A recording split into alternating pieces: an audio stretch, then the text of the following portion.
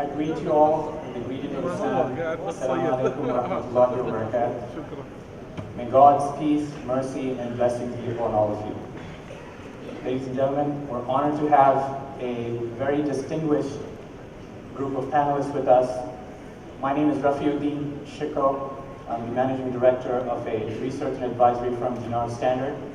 And the topic of this panel is going to be Beyond Halal Food in Islamic Finance. In this session, we're also going to start by introducing to you a major report and study that we've prepared that presents the state of the global Islamic economy. I will take the first few minutes, with the permission of the panel, to share with you an overview of the key insights from this study. You all should have a copy of this report on your chairs. Looks like this. And basically, it will help us understand what do we mean by the global, the Islamic economy. So global Islamic economy, what does it really mean? What does it cover? What makes food, fashion, travel, or media have Islamic drivers? Even if they do, are they really big enough for investors to get excited about? Are there any emerging success stories? What are the opportunities within each sector? And how do we capitalize on the convergence opportunities of these sectors? These are some of the questions that many of you may have today. The State of the Global Islamic Economy report has been prepared to answer these questions.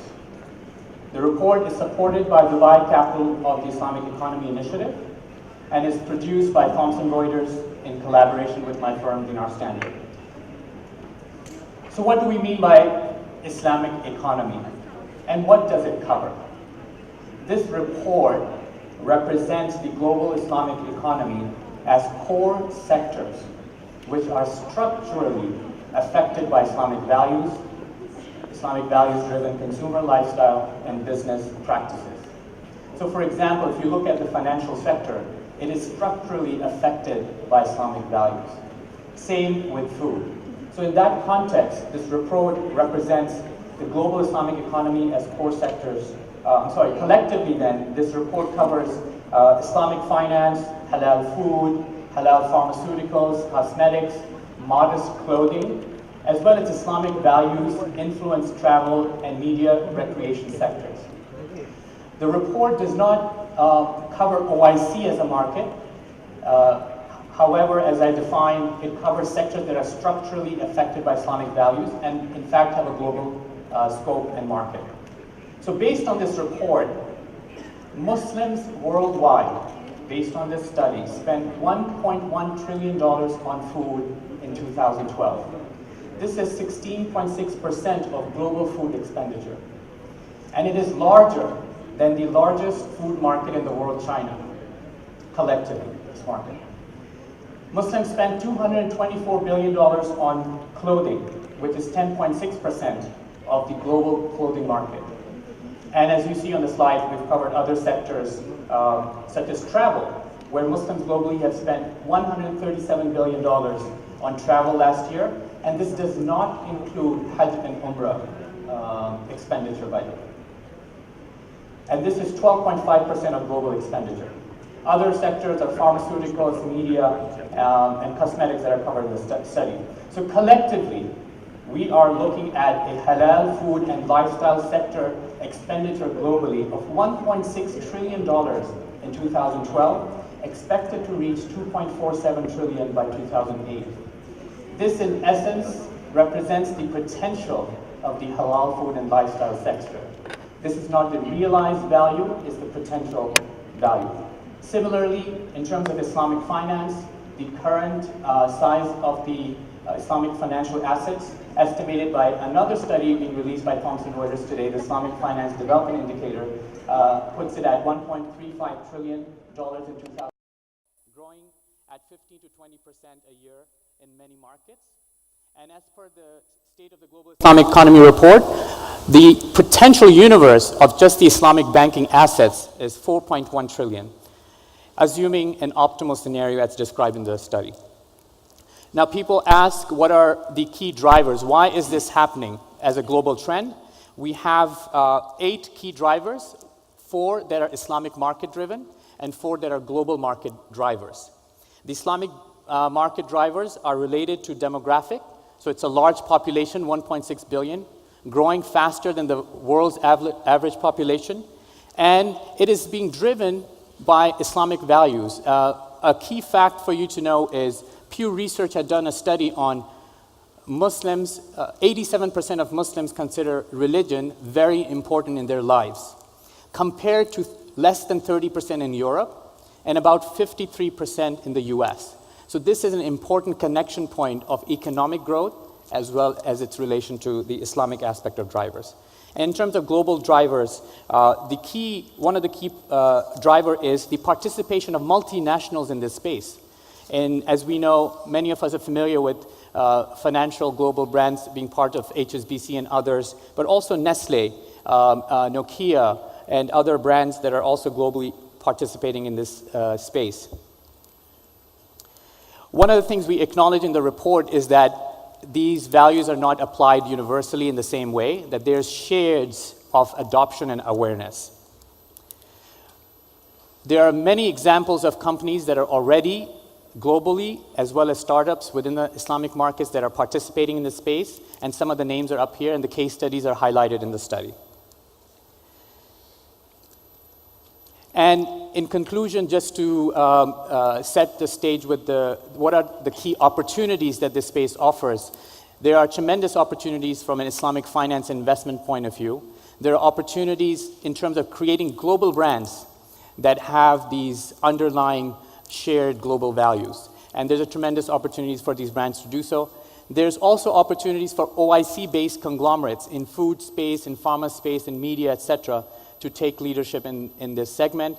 And finally, an opportunity of convergence between the Islamic finance, halal food, and the other sectors as an area of opportunity. And we've identified 5 aspects that are areas that could be areas of opportunities, including regulation, convergence, training is a need that's common in some ways, marketing, and the driving force is Islamic capital. The center of the convergence, however, are the common customers. So across these segments, you really are talking about a common customer base that should be looked as an opportunity. And we've highlighted some challenges as well. So with this background and context that's been given in this report, we have a global perspective on what's happening and how we are defining or seeing the Islamic economy. And I'd pass it to and invite His Excellency Isa Kazim to share with us Dubai's strategy in terms of the Islamic economy. Bismillah ar-Rahman ar-Rahim. Your Excellencies, ladies and gentlemen, Assalamu alaikum wa rahmatullahi wa barakatuh, and good morning. I would like to take the opportunity in the next 5 to 10 minutes just to highlight some of the key features of Dubai Islamic economy strategy. The strategy in reality is actually based on the Dubai Strategic Plan, which was launched in the year 2005 by His Highness. And the theme of that strategy was really to concentrate on the areas and sectors where Dubai has competitive advantage in, such as trading, tourism, transportation, logistics. And also, beside those sectors, the plan also identified the financial sector to be really the engine of the growth into the future. So in a nutshell, the strategy actually will be based on the strength of Dubai and the success of the sectors that had been developed in the economy, such as the manufacturing sector, the trading, transportation, tourism, and financial sector. So the strategy would be complementing the strength of Dubai. It's adding an additional value and expanding the horizon. So it's going to be a new dimension to the process of development, and it's going to build on that process of development as opposed to really having only the Islamic part of it promoted and leaving out the conventional. So that I really wanted to make clear that side by side, the conventional sectors will be developed and promoted with the Islamic initiative. Of course, the strategy would be capitalizing on the vast opportunities that are available in the landscape of the Islamic economy in terms of size and growth opportunity. As you know, the estimated GDP of the Islamic economies today ranges around $8 trillion US, and the members of the OIC are considered to be some of the fast-growing economies in the emerging sector. In addition to that, of course, the Muslim population is around 1.6 billion. They have their own needs and requirements, and Dubai actually located in the heart of that mass. So it's very well positioned to cater to those requirements. Going to the trade sector, the foreign trade sector, it's in the range of $4 trillion US. Dubai can really benefit and capitalize from its strength in the logistics, in the transportation, in the shipping area to really capitalize on that. Of course, with that strength, with that opportunity, you also have some major gaps in the area of the two main sectors, which is the halal sector and the financial sector. If you go through the statistics that had been presented by the Reuters report, you will find that the opportunities are great, are huge, and the potential is there. We probably highlight a little bit later on the sectors that are currently experiencing some gaps. Of course, the strategy, again, it would be concentrating on two main tracks. One track is the financial sector, and the other one would be the real economy sector of really promoting the halal sector, the real economy, such as the fashion, the food, the pharmaceutical, the beauty. And of course, on the financial sector would be really promoting the Sharia-compliant financial products such as sukuk, marabaha, Islamic institutions, takaful, re-takaful. But what is really key to those developments is actually you need to have a proper institutional framework whereby Sharia board is in place. In addition to the accreditation for the halal food, the certification process should be there. Standardization is very key to really promoting the products in the Islamic landscape. However, the theme would be the strategic theme would be concentrating on 7 major strategic directions. At the core would be, again, the real economy sectors such as halal and financial. And then, of course, the lifestyle theme would be the promotion of the Dubai family-friendly tourism activities and, of course, the fashion and design.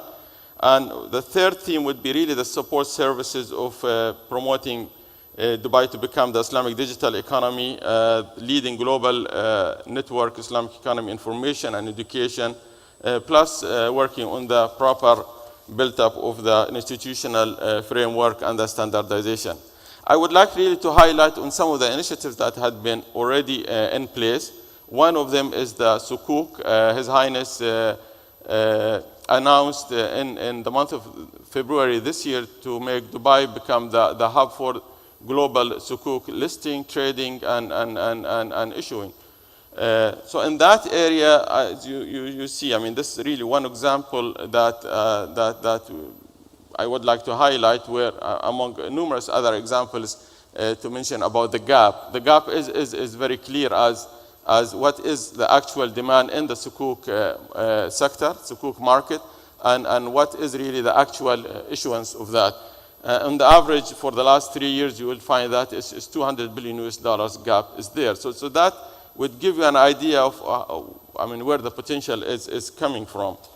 For Dubai, if you look at the slide that is there, is only 20% of the debt instrument issuance by the governments and related parties, related government institutions, is done in sukuk. So the bulk of it still is done in conventional method, where that is, again, I mean, re-emphasizing that the potential Dubai has to really convert those conventionals in the future and promote the issuance of the Sharia-compliant debt instrument.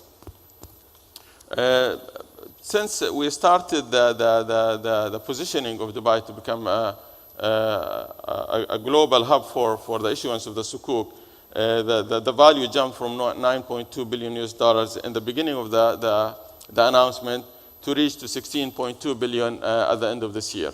So this is really just highlighting one of the initiatives, but of course we had another initiative that in the process of being completed. As I've mentioned, the importance of having the legislative and institutional build-up. We are in the process of creating what would be the high-level Sharia board and would be driven from that Sharia board two main committees. One would be catering to the needs and requirements of the halal, and the other one is the financial sector. Again, in the halal industry, as I mentioned earlier, you need to have a process in place where you promote the halal through certification, through the stamping, accreditation. You need a proper infrastructure of having a proper lab for testing purposes. So we, as part of the strategy, we have embarked on that initiative also. Again, a third initiative would be really to have a proper corporate governance for the Islamic institutions, whether they are financials or non-financials, to be really classified as Sharia compliant. So with that, I would really end my presentation, and thank you very much for allowing me to talk about this thing. Thanks. Thank you, Mr. President. So ladies and gentlemen, this gives us a good purview of how we see the global Islamic economy shaping going forward. From His Excellency Isa Kazem, we heard how Dubai is seeking to be a major player and provide the next phase of momentum to this growing space. And with that context now, I would like to start with Mr. Saleh Lutha to perhaps first begin, and we'll go around, to give your initial comments first on this context that you've heard, both in terms of Dubai's strategy as well as the global opportunity. Alhamdulillah, wassalatu wassalamu ala rasulillah. Assalamu alaikum wa rahmatullahi wa barakatuh. First of all, let me start by really mentioning that we are really honored to be here today for this special initiative of His Highness Sheikh Mohammed bin Rashid. And at the same time, we have the responsibilities and the accountability really to deliver this initiative to its best. Why? Because we will be held responsible about how we are really communicating these initiatives. So going back and starting after hearing your presentation and His Excellency Isa Kazem's presentation, I want to ask you one question. Is halal for Muslims only? This is a question which each one of us have to ask himself. Is halal for halal product, I would say, and halal services only for Muslims? You're asking me? Yes. No, in fact, in the report, as we elaborated, the space in this opportunity is global, because we're talking about underlying values, values that has a global overlap. Exactly. This is what we have to change our mindset with. Halal products and halal services are not only for Muslims. It's for everybody. It is our mistakes if we position halal product and halal services as it is only for Muslims. As Islam is for Muslim or non-Muslims. Also the halal product are for Muslims, is for Muslims and non-Muslims. But our problem that we position it as it's only for Muslims. And this is what we end up with. People, when they relate halal, they just push it for Muslims consumer, which is not.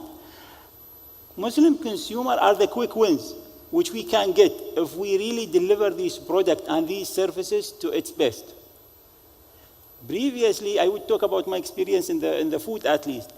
Previously, what's happening that we've been punishing the consumer by lousy product, not up to the standard, not really nice packaging, I would call best in terms of merchandising, and we're punishing him, we're telling him you have to eat this product because it's halal.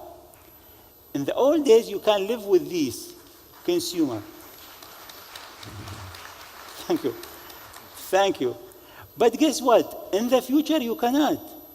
It has to be positioned to the best in terms of packaging, in terms of taste, in terms of merchandising, in terms of how do we really describe it to the consumer. Our problem, I don't want to blame the media. But media, just referring to my experience, media did not position Islam and a halal product at its best. I would say they've not been fair with it. So what do we have to do? We have to really change this perception by really providing the best. I will talk about my experience when we were in the state, let's say 15 years ago. If you want to eat halal product, you have to go through a tough journey. You have to go to this small shop, I would say lousy butcher in front of you, blood all in his clothes, with the knife coming in front of you and telling you, okay, what do you want? You just run out. You cannot. You cannot stand in front of him and ask him for meat. You cannot stand the smell. So imagine if you want to eat. If you talk about grandfathers, they were forced to eat that halal. But with the new generation, it's impossible. Either we deliver halal and Islamic product to its best, better, or I would say par with the best in market, or we'll not be able to win. And this is what we are trying to do. Sure. We're trying to position it in the right way. So thank you for those broad visionary perspective. Thank you very much.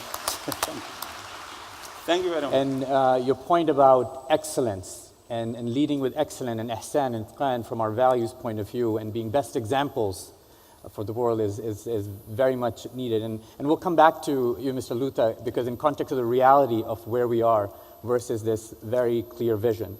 And I'd like to ask Mr. Lawless to give his introductory remarks in terms of what you've heard, and then we'll get into some discussion.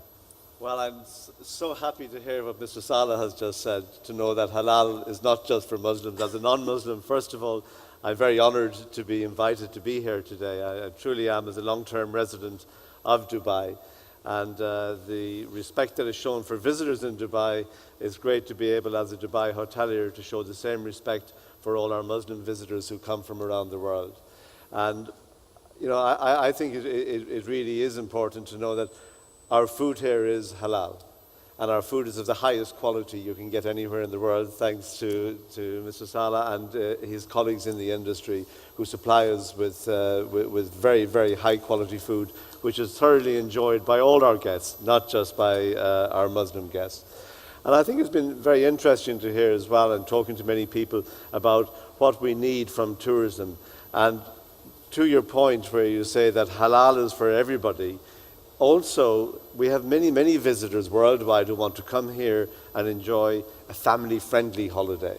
They want to make sure the values they have for their family, whether they're Muslim, whether they're non-Muslim, will be applied in a place like Dubai, and where they would have the opportunity to avail of this. And I think that it's very much about understanding your guest, understanding exactly who is staying with you, where they're from. And one of the initiatives we're looking at within Jumeirah, which we haven't done yet, but we are looking to see if we can do it, is to have a little box in our website, because most people nowadays who make a reservation to stay in a hotel also research the hotel on the website beforehand. And therefore we could have a little part like they have in the airlines of manage my booking, and into that we could have an area asking our guests, what are your preferences? What are your cultural preferences? Where there we would say, you know, how do you like to have your minibar stocked? Do you like it with soft drinks only, or do you want to have it with the full variety? So from that perspective, I think it's very important to give the choice. And also I think it's important that we all understand, especially as non-Muslims, that halal and family friendly doesn't mean that people coming here don't want to enjoy their holiday. Another area we were looking at in talking with our parent company, Dubai Holding, is to see whether we can have a part of a beach which would be for families only. So, and then, again, you don't have to be Muslim to go there. It can be anybody who wants to enjoy the values of that. So these kind of areas are so important to us. The market is huge, as you've already demonstrated, and the market will continue to grow. We know that from figures given out by the World Travel and Tourism Council that over 1 billion people traveled last year. And we see the value of at least 1.4, 1.5, 150 billion, 135 billion of Islamic tourism. And I think it's going to be a lot more than that. And the potential with 1.6 billion Muslims in the world to continue to grow this will be very important for all of us within the hotel industry. And naturally, from a business point of view, from a society point of view, it's very important that we understand the value of this market to all of us, not only for our hotels, for example, in Jumeirah in Dubai, but also as we have so many GCC visitors coming to stay with us in places like London. Now, during the summer period, we have some of our colleagues, some of our employees working in the hotels in London. We also have Arabic menus, and especially during the summer Ramadan period, we are particularly concerned to be culturally connected to our guests who are staying with us. Thank you, Mr. Lawless, for the introductory remarks. Mr. Shankar, may I ask you to give your introductory comments on what you've, the context we've presented so far? Thank you very much. Good morning to everybody. I'm honored, in fact, humbled to be here. This is the great thing about Dubai. This is a place where, whether you're a Muslim or not a Muslim, you can come, you can live, work, play, and participate in conferences like this with the distinguished audience and the distinguished fellow panelists. Let me just, for opening remarks, deal with the sector that I know reasonably well, which is the financial services sector. If I were to make a bold prediction, in the next 10 years, if you are a bank or a company, a borrower or a lender or a trader, if you don't have a strategy for renminbi and you don't have a strategy for Islamic finance, you are going to be in trouble. Because the two rising forces in the financial world with the highest growth trajectory are going to be the renminbi and Islamic finance. Why Islamic finance? One, as earlier stated by panelists, the demographics are very strong. A young, large, growing population. It is a population that is diverse, dispersed, but it is also drawn together by its devotion to religion. The 87% number that you mentioned, 7 out of 8 Muslims consider religion very important. And then thirdly, this population has a high disposable income. 15 of the 35 largest sovereign wealth funds in the world are from the Islamic world. 10 of the 25 fastest growing economies in the world are from the Islamic world. So I would say the forces are really, the driving forces, the 3 Ds, the demographics, the devotion, and the disposable income. And you can already see this happening. We've seen the statistics about the growth of the sukuk market or the growth of the Islamic asset market. But let me just throw some factoids.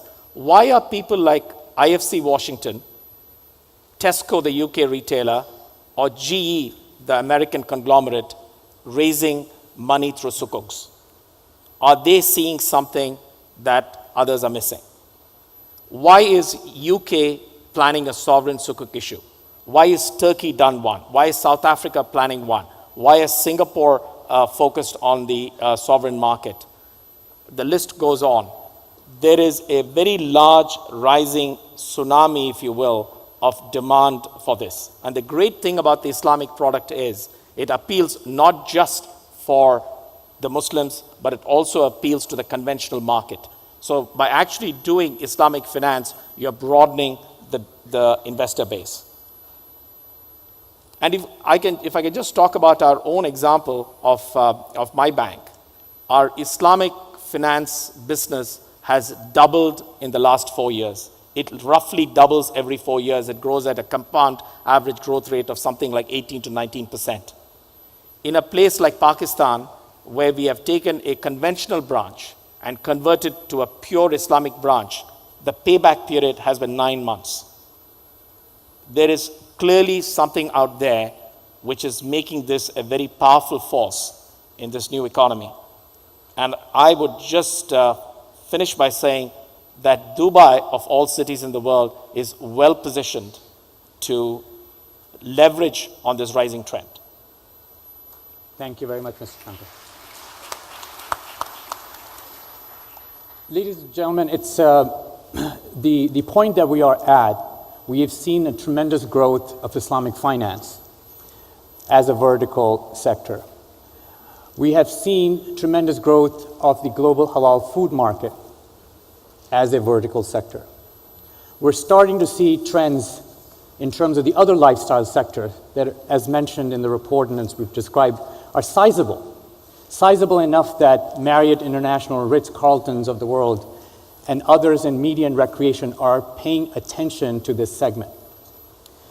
The question I'd like to start with, or pose to Mr. Luther, is that we all know the size and potential and the trajectory and the maturity that Islamic finance is going through. The next big space is food. What I'd like to ask you is, so far we've been operating in silos. How do you, as a pioneer and a entrepreneur and a standard setter in terms of quality in the food space, how do you see the need for food to connect with finance in this space? And do you see the gap? And what type of a gap do you see? And do you see this convergence or this connectivity is going to further propel each one of them in terms of their needs, individual needs? So if you ask me regarding why the halal foods did not really go with the same expansions like the Islamic finance, I would say there is two main issues. I would say it. One, that we've never been able to agree in one standard, which we can take it globally, and we say this is the standard which we'll be following. This is one of the problems. I will come to it later on. And then, as I said, the perceptions of the halal product never being taken to the next level. It's always a halal product being started by a father and his sons, and they just go to one level and they cannot take it to the next level, going global. So these are the major two things which we have faced, or what I've noticed that we've never been able to. The halal standard, when it comes for the compliance with Sharia, each of the countries come up with their own standard, and they say that our standard is better than your standard, or you have to follow my standard because it is more stringent.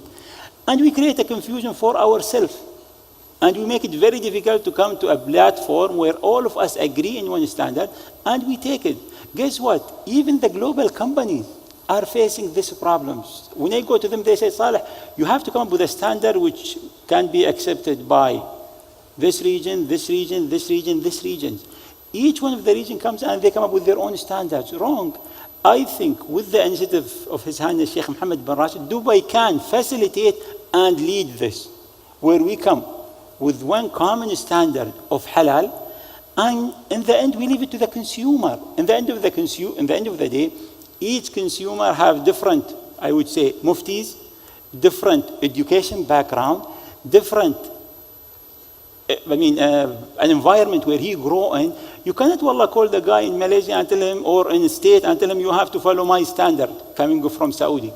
Or you cannot call a guy from different part of the world and tell him, my standard is better than your standard, better than your muftis, so you have to follow my standards. Sure. I believe, thank you very much. What I believe, the best muftis are the consumer themselves. You have to let them decide what they have to eat, because they have their own standard of education, their own standard of the way they grow up, the way the muftis which they believe in. I cannot come tell them, no, you have to follow my mufti. But with one condition, we leave the consumer to decide. We have to give him full transparency of how his food is being prepared, who have prepared it, how it's being presented to him. We cannot hide half of the information and we tell him take ours. What I believe, in the end of the day, with the social media, with the Facebook, with the Twitter, what we see, consumer will ask for this. That at least this is my right to know how my food is being produced. So you talk about why halal food has not been able to progress in context of the maturity we see of Islamic finance. Fair enough, and those are some critical challenges.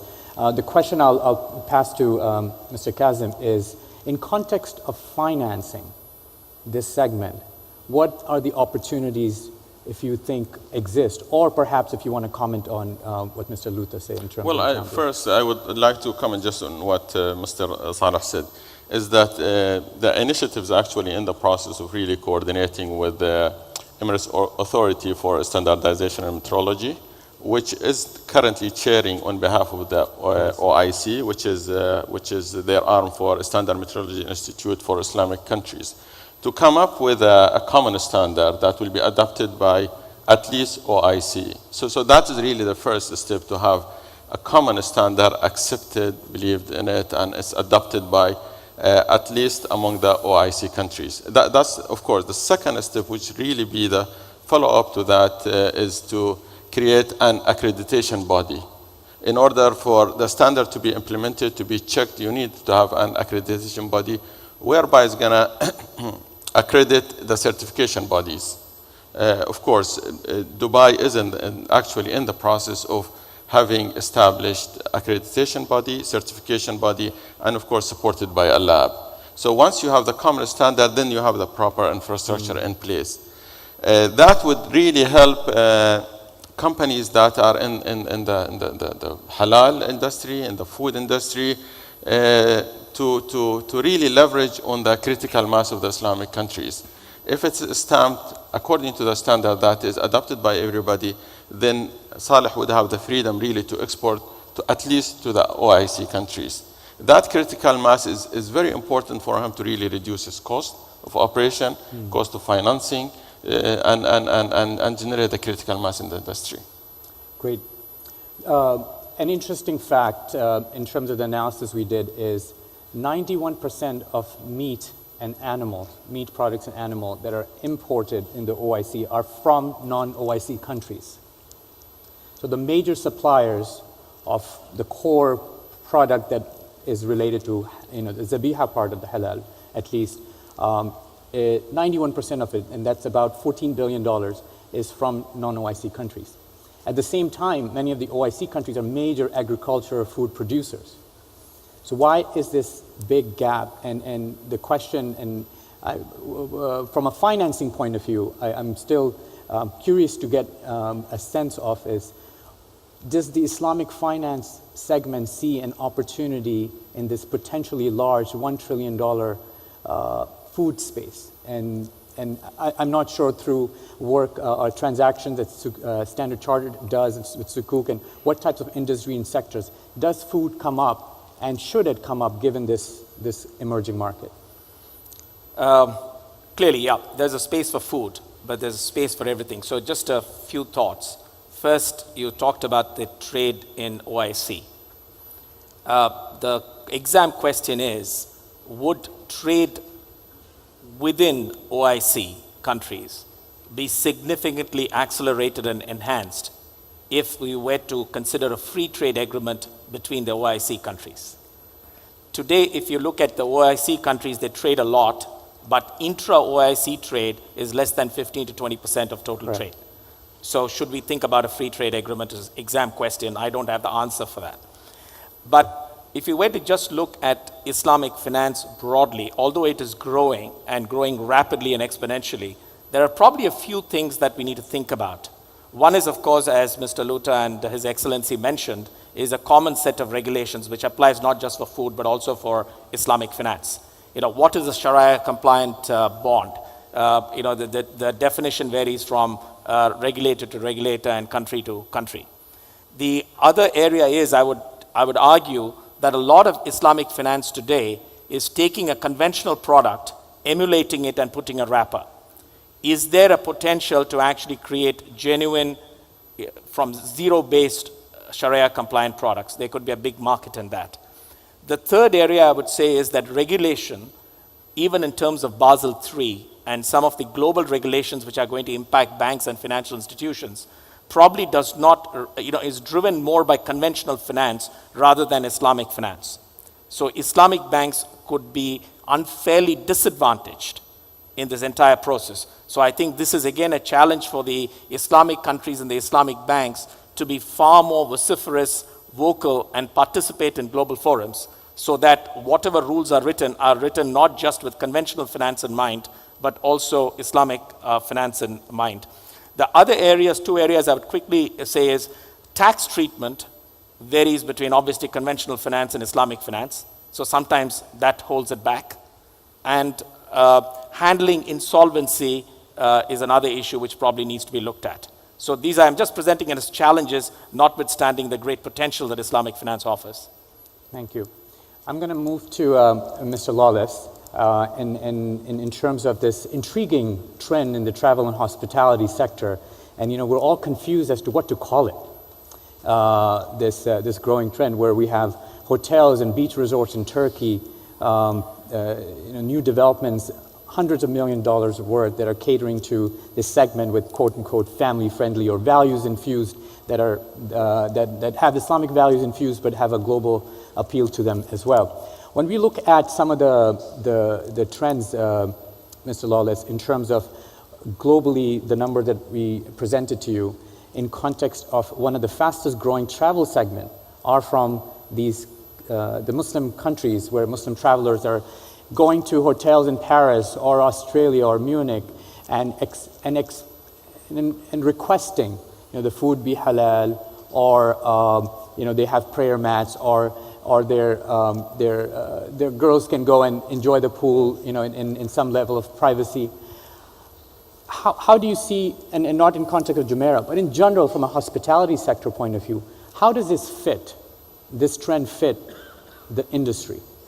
Well, I think it fits very comfortably. Particularly, I think it's a good example if you look at London. London is a great melting pot of so many different cultures, religions, and nationalities.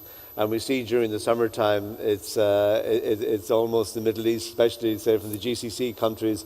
So many people are there during the summertime, and there is a great cultural sensitivity and understanding. I mean, after all, we should always look to our market. We should always make sure that we're servicing our market. And I don't think you have to be just a UAE or a GCC-based company in order to be sensitive to that. And of course, we look after our guests. And as I was saying, we really need to understand on an individual basis what we would do for our guests. And this goes back to really asking them what their preferences are. I mean, for example, there's no reason why if a guest from who is a Muslim says, I would like a Quran in my room, I don't need a Bible. I mean, that is absolutely right, and that's what we should be doing, and that's what we do, as well as having special menus during the periods of times that when our guests are staying with us. I also think that here in Dubai it's very useful that we're working closely with the industry and with DTCM, Dubai Tourism and Commerce Marketing, which always has been a feature of how we've worked within the tourism industry in Dubai, is for the private-public sectors to work closely together to ensure that we are really setting Dubai as an example of a family-friendly destination, to really look after all needs of the people who are staying with us. And it's a huge opportunity, and one that we will continue to evolve and develop over the years to come, because the amount of people who are traveling, especially around the GCC, is huge in this particular segment. And as Jumeirah is become a global premium hospitality brand, Yes. I remember going to Jumeirah in New York City, Yes. and the restaurant on the ground floor actually had the option for me to have halal chicken as dinner. So I can see that being addressed. Do you, as Jumeirah, as Jumeirah has become a global brand, but it really has its roots from this region and espouses Arab hospitality and perhaps Islamic values are infused in its hospitality method. How do you see Jumeirah looking at this opportunity? Well, what I see is very much as we talk a lot about the Arab hospitality. We talk very much, this is part of the culture, part of the hallmarks of Jumeirah. For example, we have one hallmark which we always apply to our employees and ourselves, where we say that as a first response to a guest's request, we will never say no. And I think this is very much embedded in the Arabic culture, whereas in the West, if we think the answer is no, we just say no. And here, that's quite rude, and I find it quite rude now, having been here for so long. So I think that it's a very tiny example, but we are very proud of the fact that we are of Dubai. We are an Arab company, and we have many nationals working for us in very senior positions within the Jumeirah group.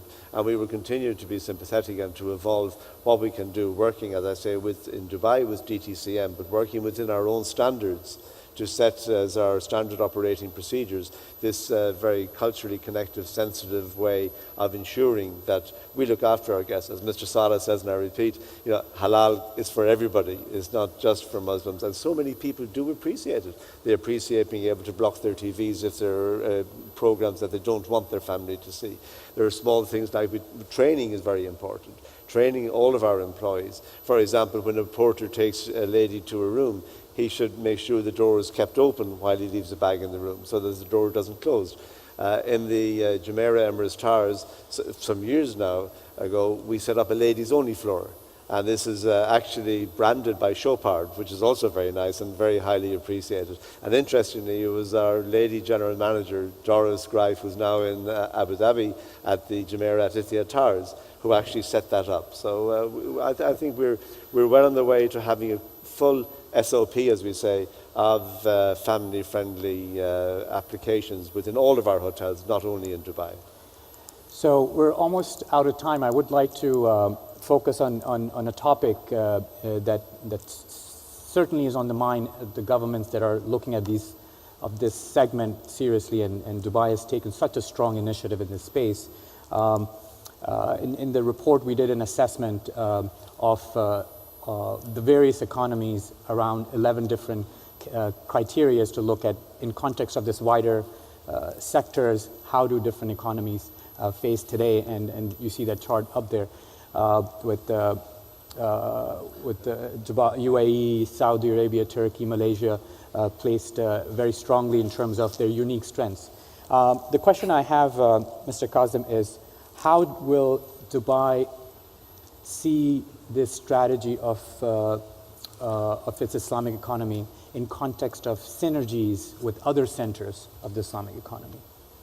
Well, I think it is very critical and vital to really have the cooperation between different centers. Just to give one example to elaborate on that, is that if you take the halal industry, for example, Dubai not in a position to really source meat, for example, but Dubai can do other things in the value chain of the production of food, for example, where you have the logistics, you have the marketing, you have the redistribution capabilities.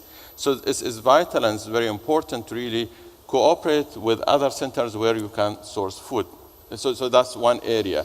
The other area, the fact that today the Islamic financial assets is less than 1% of the total global financial assets. The fact that, and it's not consistent with the GDP percentage of total global GDP, with the population. You have all other percentages much higher than the financial assets. The reason being is that you really need to create the critical mass in that industry. And the only way we can create the critical mass is really to have cooperation between different jurisdictions, have common standard, to facilitate for the flow of funds and capital between different jurisdictions in order to really create that critical mass and be able to really compete and advance the magnitude of the assets. So that's vital, and the only way we can really achieve that is really to have the passporting concept. If a sukuk is issued here, and of course the convergence and harmonization of the standards and Sharia is very vital to that. If it's issued in Dubai, and then you will be able to attract capital from other centers, that's a plus point for everybody. Thank you so much. We've run out of time, but this is a very rich discussion, and we hope and we certainly expect this to continue throughout the summit. I'd really like to thank our distinguished panelists for this lively discussion and really appreciate their time. Thank you very much. Thank you. Thank you.